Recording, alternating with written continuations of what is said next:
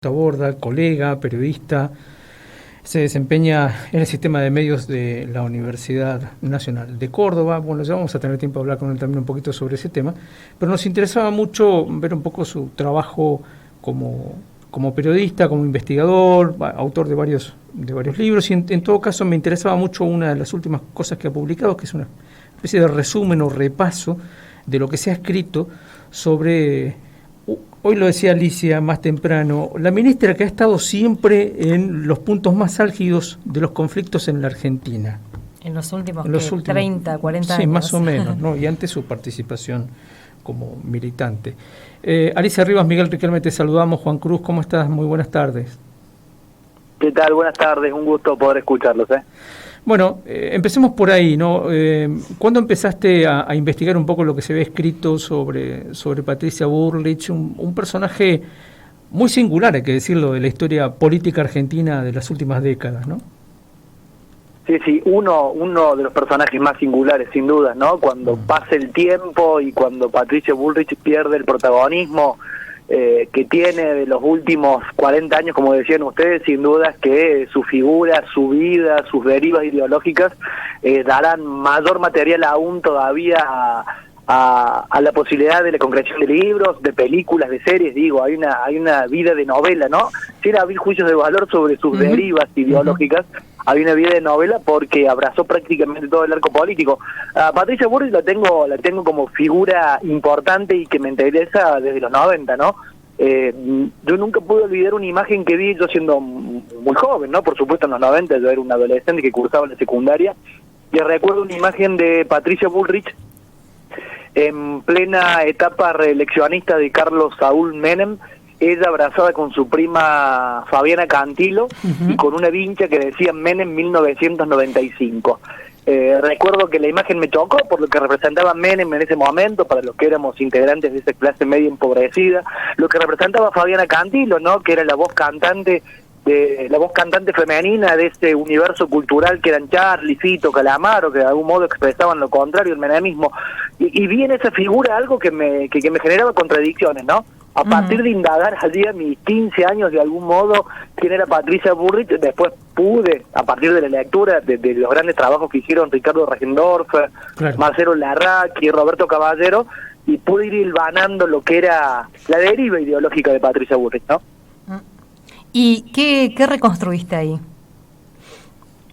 Bien, primero sus inicios, claro, como joven Patricia, como joven, claro, porteña de clase acomodada, de barrios chetos de Buenos Aires, sus vínculos con sus primos músicos, con su abuela Toto, con sus campos en la provincia de Buenos Aires. Te interrumpo ahí, los apellidos, sí, ¿no? Bullrich, Luro, Pueyrredón, es decir, más Patricia, claro, no se puede, no se consigue.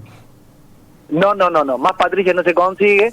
Su bisabuelo fue gobernador electo de la provincia de Buenos Aires por parte del irigoyenismo, ¿no?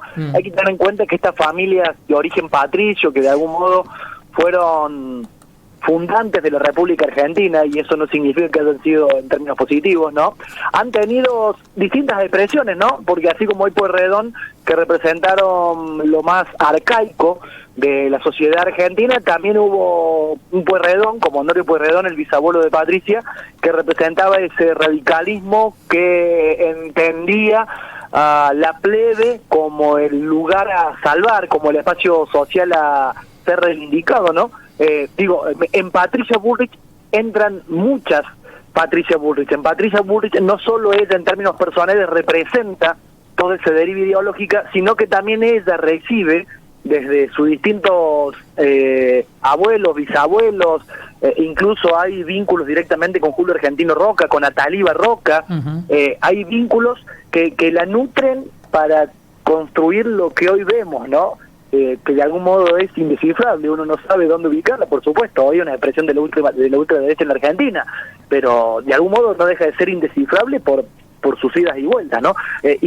Cierro con esto, una mujer que se ha nutrido en términos familiares de todas las expresiones políticas que hemos conocido en la República Argentina. De algún modo es eso, Patricia Bullrich, ¿no? Y pensar, Patricia Bullrich, además de este árbol genealógico que venís contando, si uno tuviera que pensar los intereses que hoy está representando la ministra de Seguridad del gobierno de Javier Milei, además, ¿qué hay ahí? Uh-huh. Sí. Mira, yo es una pregunta que me hago permanentemente sobre Patricia Bullrich y sobre todos los hombres y mujeres que de algún modo forman parte de la esfera pública acerca de los intereses genuinos. Uh-huh. Intereses genuinos, ¿no? La clase política se ha movilizado, a ver, la dirigencia política se ha movilizado históricamente, o al menos lo debería indicar el manual de instrucción cívica, de acuerdo a la vocación de servicio, que hoy suena ingenuo decirlo, ¿no? Uh-huh. Pero yo en algún punto me pregunto si lo de Patricia Bullrich es verdaderamente genuino, ¿no? Si eso que ella expresa, con lo crítico que podemos ser, si es verdaderamente genuino, y que en función de esa vocación de servicio, que supone también una vocación de poder, ella ha modificado y se ha ido acomodando a los tiempos para poder concretar, para poder materializar ese deseo, esa vocación de servicio que la motorizó siempre. Inicialmente ella motorizó sus intereses políticos más por, no quisiera subestimar a la juventud de entonces, pero en el caso de ella y de su hermana, Julieta, que murió en situación controversial, dudosa, murió cuando estaba siendo trasladada en un automóvil junto a Galimberti, quien era la pareja. Uh-huh. Creo que en el caso de ellas dos, más que una vocación de servicio, fue una vocación de aventura, ¿no? De una vida acomodada, sin sobresaltos, con todos los gustos, con papá médico, dueño de una clínica, con mamá de familia tradicional, millonaria, que podía brindarles absolutamente todo, y que a los 15 años descubren la figura de un loco como Galimberti, lo digo así en estos términos, en el sentido más amplio de la locura, ¿no? Uh-huh. Un loco porque era indescifrable, porque era inabarcable, porque era un tipo que se lanzaba al vacío sin pensarlo. Entonces dos jóvenes, chicas, lindas, millonarias, acomodadas, que descubren una figura sorprendente, atrapante como la de Galimberti, y más que vocación de servicio, posiblemente haya habido ahí vocación de aventura. Pero posiblemente al poco de andar, Patricia Bullrich haya tenido cierta vocación de servicio que la motoriza hasta hoy, y que entiende, desde su mirada del mundo, con la cual yo no coincido en lo más mínimo, pero que entiende desde su mirada del mundo que ella se sigue motorizando por vocación de servicio. Esto lo digo, si uno debe contrastar la clase dirigente entre aquellos que tienen vocación de servicio y aquellos que tienen vocación de tener un mejor pasar económico, de enriquecerse. Digo, me parece que tenemos que diferenciar ahí, ¿no? Porque Patricia Bullrich puede ser cuestionada por sus derivas ideológicas y por su posición de ultraderecha, pero habría que indagar acerca de sus condiciones éticas. Quienes la defienden, y recuerdo el caso de Fabiana Cantilo, que yo no sé cuál es la posición de Fabiana Cantilo, pero recuerdo una de sus últimas defensas en televisión abierta, y que decía, de mi prima pueden decir muchas cosas, pero nunca van a poder decir que se robó un peso. Y quienes estaban en la mesa que le escuchaban, le decían a Fabiana Cantilo, sí, está bien, eso es cierto. Y quizás sea cierto, ¿no? Y hoy, en el marco de una clase dirigente que está más motorizada por el deseo de enriquecerse que por la vocación de servicio, yo me pregunto dónde hay que ubicarla hoy a Patricia Bullrich. Claro, vos fíjate, ¿de qué lado de la clase dirigente? Vos fíjate que en la anterior gestión de Bullrich, la inmediatamente anterior, donde fue funcionaria de Macri, fue de las responsables de la compra de armamento, entre otras las lanchas de prefectura, lanchas rápidas, sí, al gobierno de Israel, gracias a los vínculos que su pareja tiene, su marido tiene, con el gobierno israelí. Esas lanchas funcionaron, había una acá en Posadas, ahí en el río Paraná, acá a 5 cuadras, esas lanchas funcionaron unos meses, después no anduvieron más. No anduvieron más. Bueno, esta es una noticia que me estoy enterando en este momento, agradezco el dato que me estás dando. Y así con miles de cosas, ¿no? Porque, digamos, muchas de las negociaciones del armamento israelí que Argentina ha ido comprando con Macri y que seguramente ha comprado ahora, yo estimo que habría que indagar un poco, rascar un poco, algún negocio pica cerca de la casa de esta señora tan honesta. Sí. Posiblemente tenga la habilidad de ella para quedar despegada de esos negocios que siempre se manejan en las segundas y terceras líneas, y que en todo caso terminan siendo justificados bajo la idea de, no sé si el robo para la corona, pero sí para el mantenimiento de la actividad política que hoy sin fondos que vengan de esos lugares no tendría cómo financiarse, ¿no?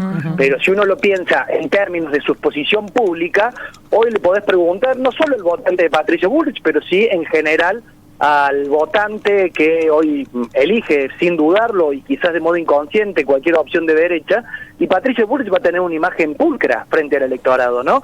Patricia Bullrich no va a quedar atada a sospecha, y no hablo de causas judiciales abiertas, pero de sospecha de posibles casos de corrupción. Esto que estás contando, yo aquí en Córdoba desconocía puntualmente el caso Posada, pero aquí en Córdoba estamos hablando de un territorio que optó en un 75% por la candidatura de Milei en su momento, y en donde Patricia Bullrich, hoy no tengo el dato puntual de cómo terminaron aquellas pasos y aquellas generales del año pasado, ¿no?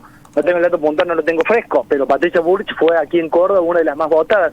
Y vos si le preguntas a cualquier integrante del electorado de Córdoba, ¿por qué opta por Patricia Bullrich? La imagen de ella lo que hace es exhibir cierta honestidad intelectual, alejada de las causas de corrupción o de las sospechas de corrupción que han ensuciado a los distintos proyectos políticos de los últimos 40 años, o al menos del 83 a esta parte. En ese marco ella se exhibe como parte de una clase dirigente que, si bien forma parte de la casta, no tiene directa vinculación con esas causas de corrupción. Y me parece que de algún modo es lo que ella utiliza para limpiar su imagen de lo inexplicable que supone sus idas y vueltas en términos ideológicos, ¿no? De haber iniciado su aventura política en el peronismo de izquierda, en la guerrilla de la izquierda peronista, en haber no solo tomado las armas, sino en haber dispuesto de los campos de su abuela Toto en la provincia de Buenos Aires para el entrenamiento de la guerrilla peronista, y terminar en lo que es hoy negando aquello que fue, que ese es el otro punto, ¿no? Porque uno podría comprender que haya sido aquello en el tiempo propio de la Argentina, en sus propios momentos en su vida personal, y que podría, si no arrepentirse, de decir que fue otro momento de su vida, pero lo niega. Y ahí hay un punto, ¿no? Hay un punto de por qué niega aquello que es evidente, ¿no? Tan evidente es que quien es el padre de su único hijo también era militante montonero, digo, hasta en su vida personal es imposible ocultar aquello que fue. Claro. Pensaba un poco también en la agenda que hoy representa Patricia Bullrich, porque podríamos pensar los intereses que defiende además armándose y armando las fuerzas represivas con una eficiencia muy importante. Bueno, la agenda que trae, ¿no? De hablarnos de, estamos en la triple frontera, en la anterior gestión con Mauricio Macri, tildó a nuestra zona de presencia narcoterrorista y lo que eso implica.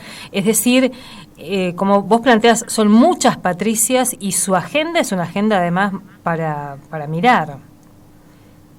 Sí, sin duda, porque Patricia Bullrich tiene dos costados en torno a esto. Por un lado, efectivamente, lo que ella dice, que prácticamente ella dice en materia de seguridad, que es prácticamente la expresión de estas teorías conspirativas que circulan por las redes sociales, de sujetos anónimos, muy vinculados al trumpismo de Donald Trump, a ese supremacismo racial que se exhibe en Estados Unidos, y Patricia Bullrich se sube con muchísima facilidad a ese caballo porque ella entiende que de algún modo su electorado se va a sentir contenido si ella exhibe ese tipo de cosas.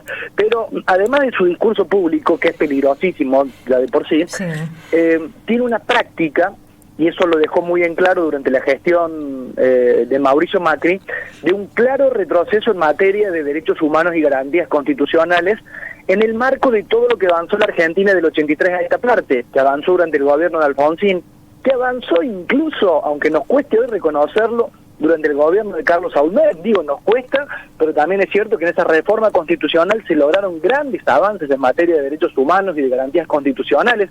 Qué decir lo que sucedió a partir del año 2003 en esa materia, y lo que logró Patricia Bullrich es un gran retroceso que le permitió recuperar viejas armas, viejas herramientas a las fuerzas militares y a las fuerzas de seguridad.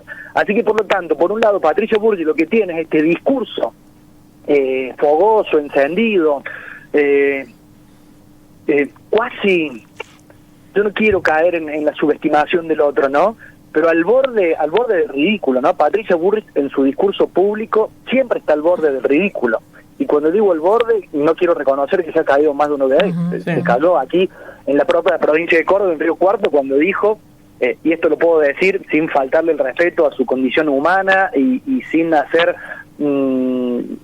caer en un lugar inhabitual en materia del consumo de alcohol, pero hablé con la cronista que le entrevistó en Río Cuarto esa noche y la propia cronista me dijo que Patricia Bullrich estaba excedida de copas cuando dijo: el que quiera andar armado, que ande armado. La cronista es Magdalena Valgarrelli, es una periodista muy reconocida de Río Cuarto, y lo hablé con ella y me dijo: sí, salían de cenar y evidentemente no estaba no estaba en condiciones normales, si se quiere, ¿no? Está bien, evidentemente bebido, y por eso dijo lo que digo. Bueno, en su discurso público está al borde del ridículo y ha caído más de una vez ha caído una vez más a ser un sujeto ridículo dentro del universo político, pero en sus herramientas institucionales, en aquello que no se ve tanto porque los medios no hablan tanto, porque no se exhibe tanto, porque se publica chiquito en el boletín oficial, hemos sido víctimas de un retroceso institucional de la mano de Patricia Bullrich,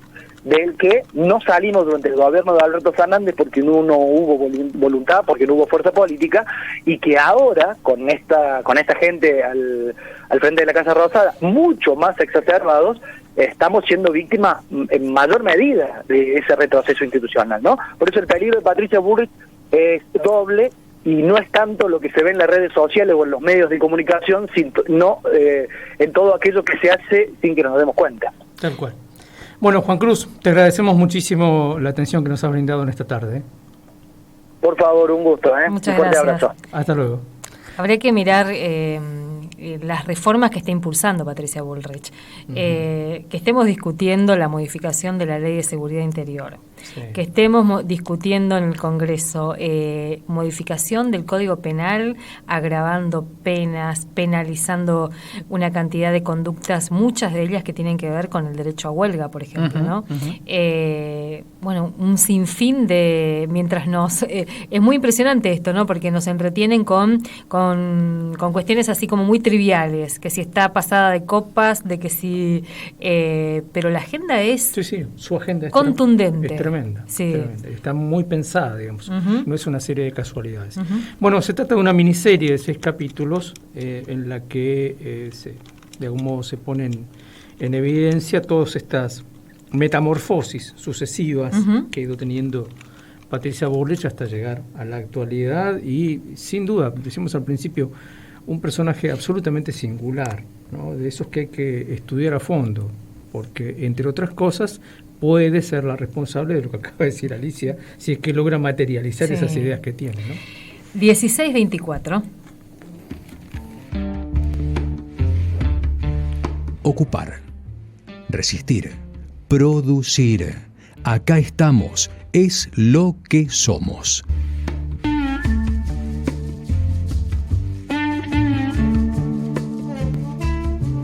Otro aire en la radio de la universidad. Otro aire, aire pública.